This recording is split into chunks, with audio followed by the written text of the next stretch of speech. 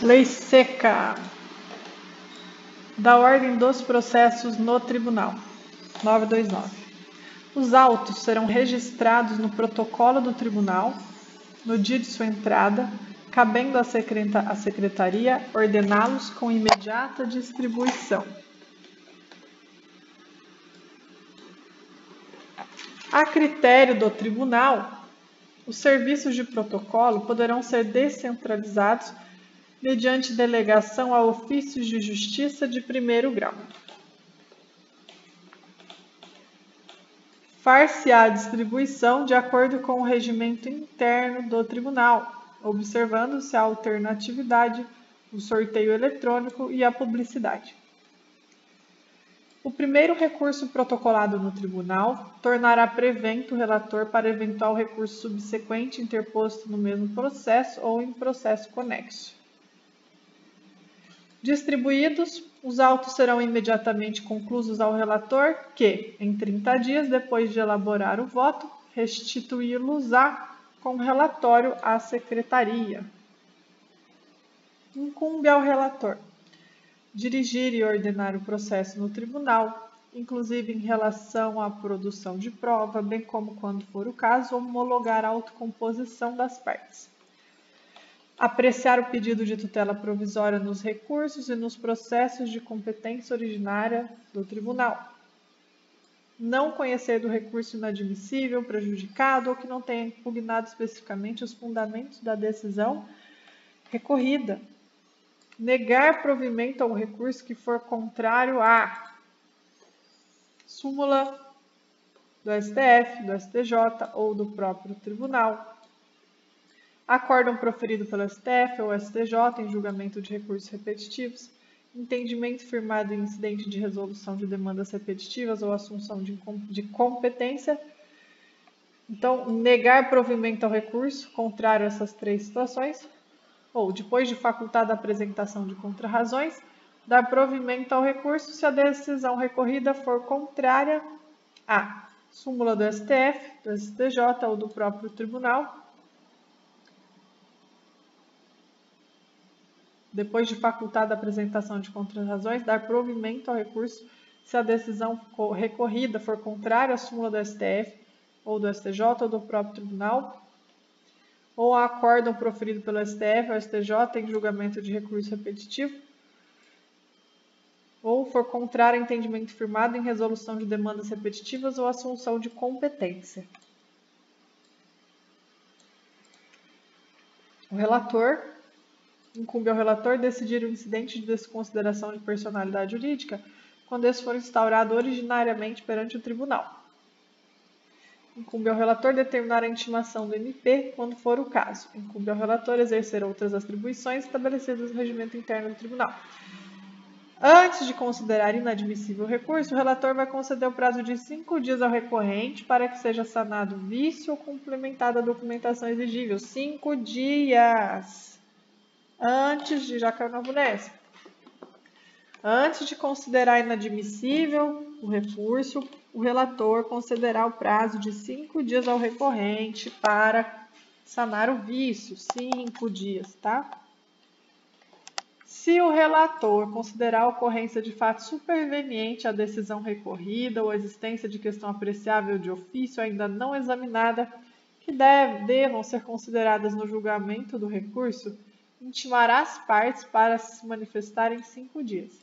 Então, se o relator constatar a ocorrência de fato superveniente à decisão recorrida, se o relator constatar a ocorrência de fato superveniente à decisão recorrida ou a existência de questão apreciável de ofício ainda não examinada, que devam ser consideradas no julgamento do recurso, intimará as partes para que se manifestem em 5 dias. Então, de novo, se o relator constatar a ocorrência de fato superveniente à decisão recorrida ou a existência de questão apreciável de ofício ainda não examinada, que devam ser consideradas no julgamento do recurso, intimará as partes para se manifestarem em 5 dias. Não é a mesma coisa?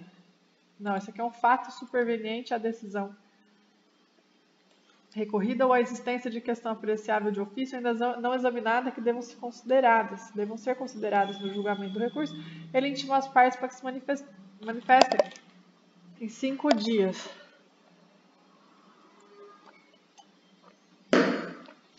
Se a constatação ocorrer durante a sessão de julgamento,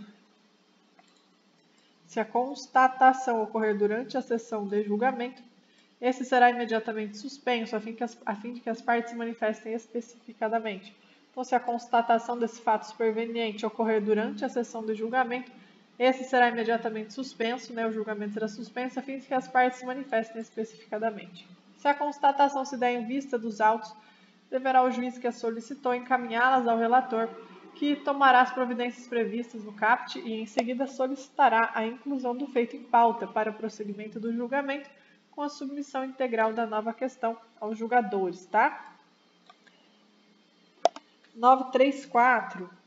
Em seguida, os autos serão apresentados ao presidente, que designará dia para julgamento, ordenando, em todas as hipóteses previstas neste livro, a publicação da pauta no órgão oficial, tá? Então, em seguida, os autos serão apresentados ao presidente, que designará dia para o julgamento, ordenando, em todas as hipóteses, a publicação da pauta no órgão oficial. Entre a data da publicação da pauta e a decisão e a sessão de julgamento, tá? Imagina que entre a data de publicação da pauta e a sessão de julgamento, entre a data de publicação da pauta e da sessão de julgamento, decorrerá pelo menos 5 dias, incluindo-se em novas pautas os processos que não tenham sido julgados, salvo aqueles cujo julgamento tenha sido expressamente adiado para a primeira sessão seguinte. Às partes será permitida a vista dos autos em cartório após a publicação da pauta de julgamento. Então, às partes será permitida a vista dos autos em cartório após a publicação da pauta de julgamento. Afixar-se-á a pauta na entrada da sala em que se realizar a sessão. Então, afixar-se-á a pauta na entrada da sala em que se realizar a sessão de julgamento.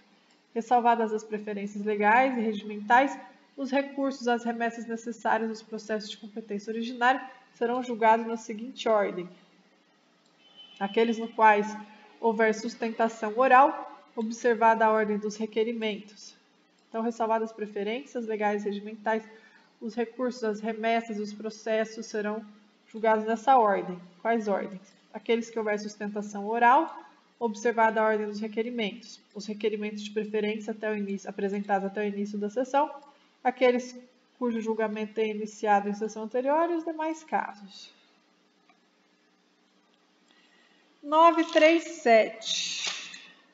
Na sessão de julgamento, depois da exposição da causa pelo relator, o presidente dará a palavra sucessivamente ao recorrente, ao recorrido e, nos casos de sua intervenção, ao membro do MP, pelo prazo improrrogável de 15 minutos para cada um, a fim de sustentarem suas razões nas seguintes hipóteses nos termos da parte final do caput 1021. Então, na sessão de julgamento, depois da exposição da causa pelo relator, o presidente vai dar a palavra sucessivamente ao recorrente, depois ao recorrido, e nos casos de sua intervenção promotor, pelo prazo de 15 minutos para cada um, a fim de sustentarem suas razões nas seguintes hipóteses do artigo 1021. No recurso de apelação, no recurso ordinário, no especial, no extraordinário, nos embargos de divergência, na ação rescisória, no mandado de segurança e na reclamação, no agravo de instrumento interposto contra a decisão interlocutória que versem sob tutela provisória de urgência ou de evidência, em outras hipóteses previstas no regimento interno do tribunal. A sustentação oral, no incidente de resolução de demandas repetitivas, observará o 984,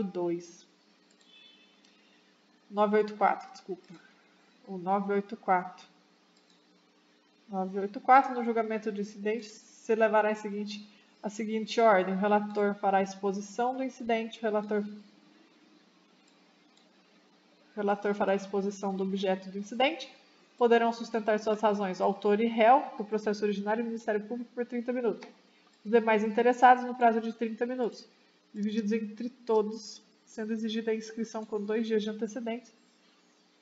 Considerando os números de inscritos, o prazo pode ser ampliado. O conteúdo do acordo abrangerá a análise de todos os fundamentos suscitados concernentes à tese jurídica suscitada, seja favorável ou contrário. Então, vamos voltar. O procurador que desejar proferir sustentação oral poderá requerer, antes do início da sessão, que o processo seja julgado em primeiro lugar, sem prejuízo das preferências legais. No processo de competência originária previsto no inciso 6º, que é ação rescisória, mandado de segurança, reclamação, caberá sustentação oral no agravo interno interposto contra a decisão de relator que o extinga. Então, nos processos de competência originária desse aí, ação rescisória, mandado de segurança, reclamação, caberá sustentação oral no agravo interno interposto contra a decisão. Qual que são os processos de competência originária? Ação rescisória, mandado de segurança, salvo engano. Ação rescisória, mandado de segurança, enfim. Quarto, é permitido ao advogado com domicílio em cidade diversa daquela onde está o tribunal, realizar sustentação oral por meio de videoconferência ou outro recurso tecnológico de transmissão de som e imagem em tempo real, desde que requerida até o dia antes da sessão. A questão preliminar suscitada no julgamento será decidida antes do mérito, desde não se conhecendo, caso seja incompatível, com a decisão. Constatada a ocorrência de vício sanável, inclusive aquele que possa ser conhecido de ofício, o relator determinará a realização ou renovação do ato processual no próprio tribunal ou em primeiro grau de jurisdição, intimadas as partes. Cumprida a diligência do primeiro, o relator, sempre que possível, prosseguirá no julgamento do recurso.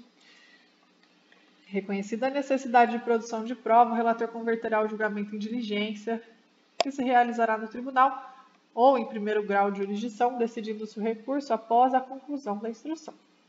Quando não determinadas pelo relator, as providências indicadas no parágrafo 1º e 3º poderão ser determinadas pelo órgão competente para julgamento do recurso. Água, só um minuto. O boca está secando.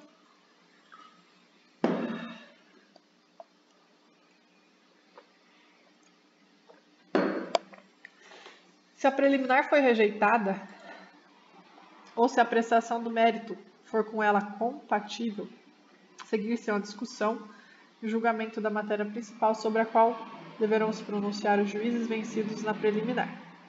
O relator ou outro juiz que não se considerar habilitado a proferir imediatamente seu voto poderá solicitar vista pelo prazo máximo de 10 dias, após o qual o recurso será reincluído em pauta para julgamento na sessão seguinte à data da devolução. Então, o relator ou outro juiz que não se considerar habilitado a proferir imediatamente seu voto poderá solicitar vista pelo prazo máximo de 10 dias, após o qual o recurso será reincluído em pauta para julgamento na sessão seguinte à data da devolução. Se os autos não forem devolvidos,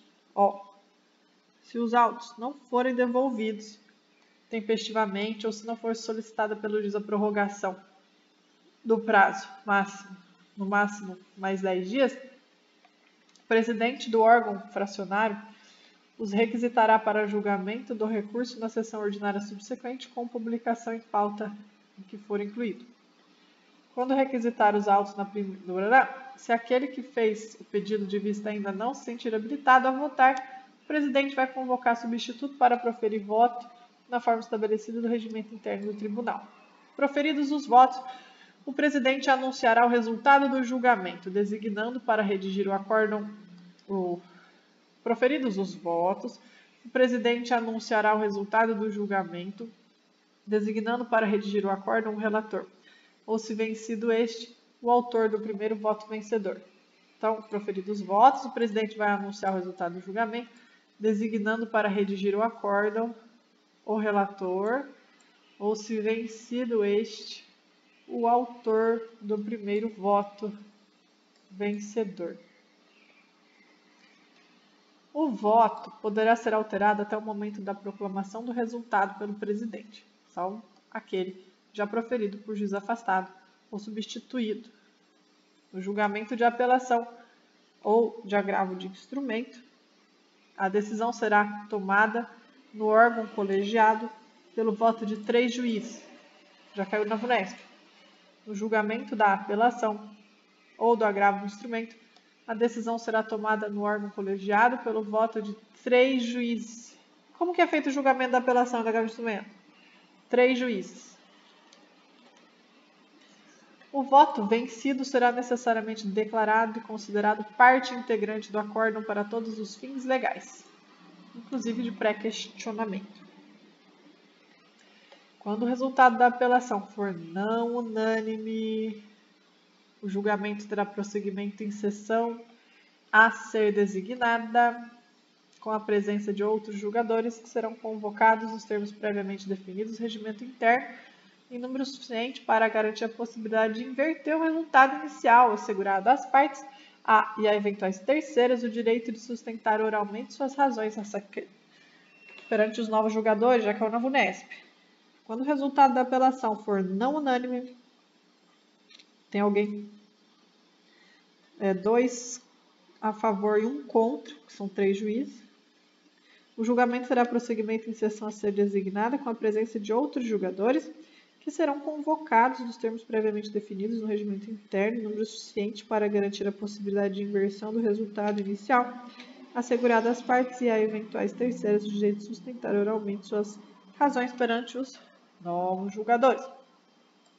Sendo possível, o prosseguimento do julgamento dar-se-á na mesma sessão, colhendo-se os votos dos outros julgadores que porventura componham o colegiado. Então, sendo possível, o prosseguimento do julgamento dar-se-á na mesma sessão, colhendo-se o voto de outros julgadores que porventura componham o órgão colegiado. Os julgadores que já tiverem votado poderão rever seus votos por ocasião do prosseguimento do julgamento. A técnica de julgamento prevista nesse artigo aplica-se igualmente ao julgamento não unânime proferido em ação rescisória, quando o resultado for a rescisão da sentença, devendo, nesse caso, seu prosseguimento ocorrer em órgão de maior composição previsto no regimento interno. E, no caso de agravo de instrumento, quando a reforma da decisão reformar parcialmente o mérito. Quando houver reforma da decisão, que julgar parcialmente o mérito, tá? Não se aplica este artigo ao julgamento de incidente de assunção de competência e de resolução de demandas repetitivas, nem de remessa necessária e nem julgamento não unânime proferido pelo tribunal em plenário ou pela corte especial.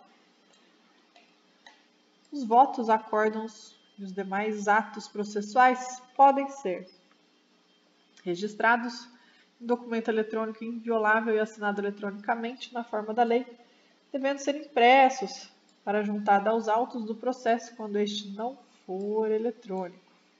Todo acórdão conterá ementa. Lavrado o acórdão, sua ementa será publicada em 10 dias.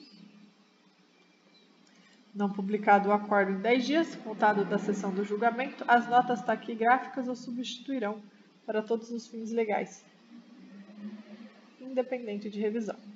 No caso do caput desse artigo, o presidente do tribunal lavrará de imediato as conclusões e a ementa e mandará publicar o acórdão. 946. O agravo de instrumento será julgado antes da apelação, também já caiu na FUNESP.